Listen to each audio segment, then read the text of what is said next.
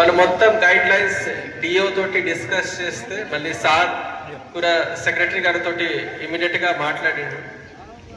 So దానిలో ఏమున్నాయంటే it is restricted to, అంటే మీరు ఎంత ఇష్టమైతే ఖర్చు చేయవచ్చు, కానీ గవర్నమెంట్ నుంచి పేమెంట్ 60 లక్షలే మాత్రమే జరుగుతుంది.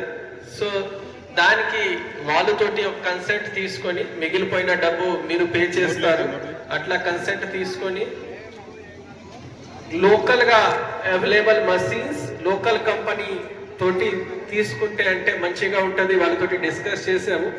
ఎందుకు నేను మెడికల్ సంబంధించిన దానికి కూడా చూస్తున్నాను.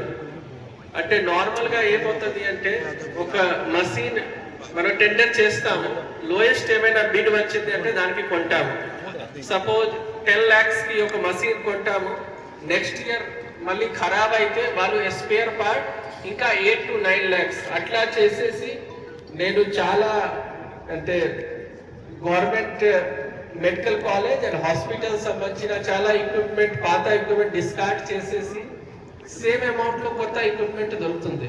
అట్లా రీజన్స్ ఎందుకు ఉన్నాయి అంటే ఒక్కొక్కసారి మనం ఎక్విప్మెంట్ పర్చేజ్ చేస్తే దానికి సరిగా మెయింటెనెన్స్ కాంట్రాక్ట్ లేకపోతే ఆర్ వాళ్ళు మా కంట్రోల్లో ఉండకపోతే స్పేర్ పార్ట్ మెయింటెనెన్స్ చాలా ఎక్కువ పడుతుంది. ఇనిషియల్ గా తక్కువ కాస్ట్ వస్తుంది, తర్వాత ఎక్కువ కాస్ట్ వస్తుంది.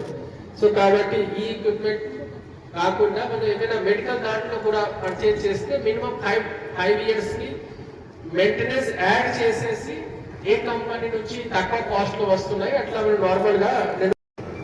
ముఖ్యంగా మంచిర్యాల నియోజకవర్గంలో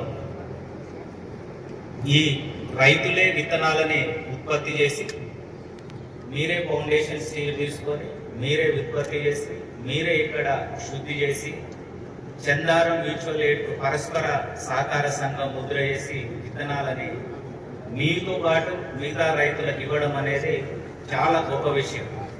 ఎందుకంటే ఈ మధ్యకాలంలో మీరు చూస్తున్నారు, పోలీస్ డిపార్ట్మెంట్ పరంగా మేము స్పూరియస్ సీడ్స్ అంటే నకిలీ విత్తనాలని పట్టుకోవడం జరుగుతుంది. అందులో వరి కూడా నకిలీ విత్తనాలు ఒక లారీ ఎత్తుంటే కొట్టపల్లి దగ్గర మహారాష్ట్ర నుంచి తీసుకొచ్చే విత్తనాలని పట్టుకొని కేసు నమోదు చేసి వాళ్ళని జైలు పంపడం జరిగింది. కాబట్టి పత్తినే కాదు, వరి కానివ్వండి, కందులు, పెసళ్ళు, ఈ అపరాల పంటలు ఎక్కున్నా విత్తనం అనేది రైతుకు చాలా ముఖ్యం.